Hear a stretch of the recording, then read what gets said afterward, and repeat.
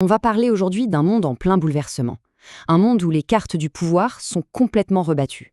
À partir de plusieurs sources, on va décortiquer ensemble comment les grands équilibres sont en train de changer, là sous nos yeux, et surtout ce que ça implique pour notre avenir. Pour commencer, cette citation, elle est assez percutante, non? Elle résume parfaitement le cœur de notre sujet. Le ton est donné, l'ordre mondial qu'on a connu est en train de se fissurer de toutes parts. Et voilà le cœur du problème mis en image. D'un côté, on a ce que les sources appellent le club privé, mené par les États-Unis, qui semble de plus en plus exclusif. Et de l'autre, une alternative qui prend de l'ampleur, le nouveau cercle d'amis. C'est l'image même de la grande fracture qui divise le monde aujourd'hui. Alors, première partie, comment en est-on arrivé là? Pour bien comprendre ces changements, il faut remonter à un événement bien précis. Un moment qui, d'après une source, a vraiment été un point de bascule. La scène, elle se passe à Davos. Imaginez, un grand sommet, une initiative de paix. Et là, des chaises vides. Et pas n'importe lesquelles, celles du Royaume-Uni, de la France, de la Russie, de la Chine. Selon l'analyse de la source, ce n'est pas un simple raté diplomatique. Non, c'est un message, et il est très clair. Le système actuel ne convient plus à tout le monde. Mais alors, pourquoi un tel rejet?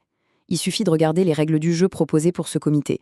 Un président permanent avec un droit de veto qui peut nommer son successeur. Vous voyez le tableau? Les sources y ont vu moins un organe de coopération qu'un outil de contrôle. Forcément, ça a poussé les autres grandes puissances à dire non, merci. On a vu la cause, maintenant passons aux conséquences. Et la première, elle est économique. Parce que de plus en plus, le commerce et les ressources naturelles sont utilisées comme de véritables armes sur l'échiquier mondial. Ce tableau, il est très parlant. D'un côté, les États-Unis qui demandent de doubler les achats de soja. De l'autre, la Chine qui répond en substance « on achète selon nos contrats, pas sous la pression » et qui, dans la foulée, se tourne vers le Brésil et l'Argentine. Le mot d'ordre est clair, moins de dépendance, plus d'autonomie. Et attention, il ne faut pas croire que cette pression est réservée aux adversaires, pas du tout. Les sources sont formelles. Même les alliés de longue date sont visés. Ça brouille complètement les cartes, ça secoue les vieilles alliances et ça force chaque pays à repenser sa position. 621 milliards de dollars. Ce chiffre donne le vertige.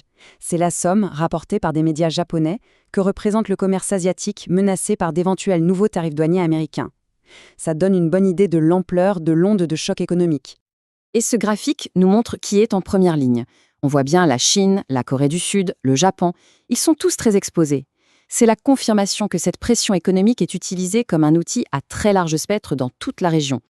Après l'économie, la politique. Forcément, toute cette fragmentation mondiale a des répercussions bien réelles, aussi bien à l'intérieur des pays que dans leurs relations diplomatiques.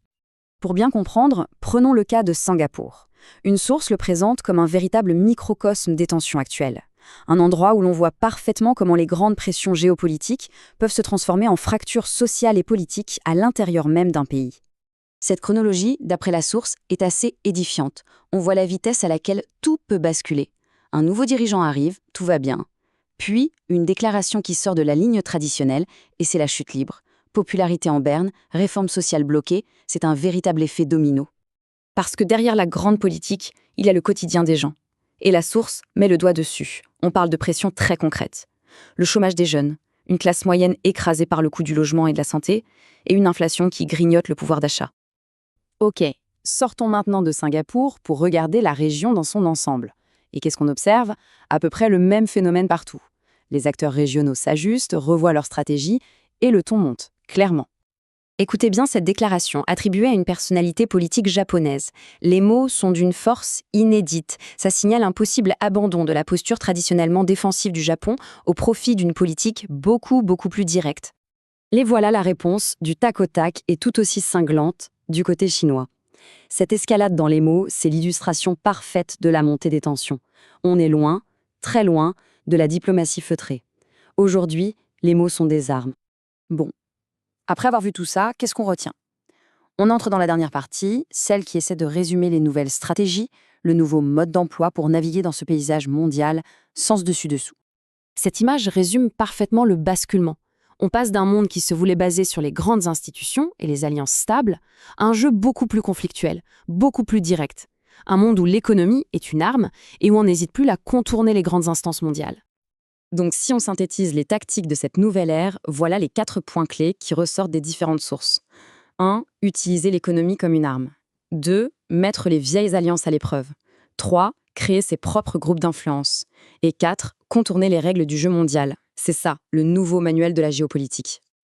S'il y a donc une idée à retenir de tout ça, c'est bien celle de la fragmentation. L'idéal d'un monde globalisé, super connecté, est en train de laisser la place à une réalité bien différente, un monde de blocs qui s'affrontent et se disputent des sphères d'influence.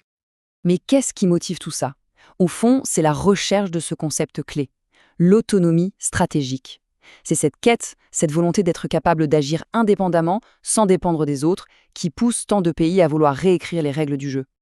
On termine donc sur cette question qui reste grande ouverte. Si l'ancien manuel est devenu obsolète et que les nouvelles règles sont encore en train de s'écrire sous nos yeux, qu'est-ce qui va bien pouvoir guider le monde de demain? C'est une question vertigineuse et c'est sans doute le plus grand défi de notre époque.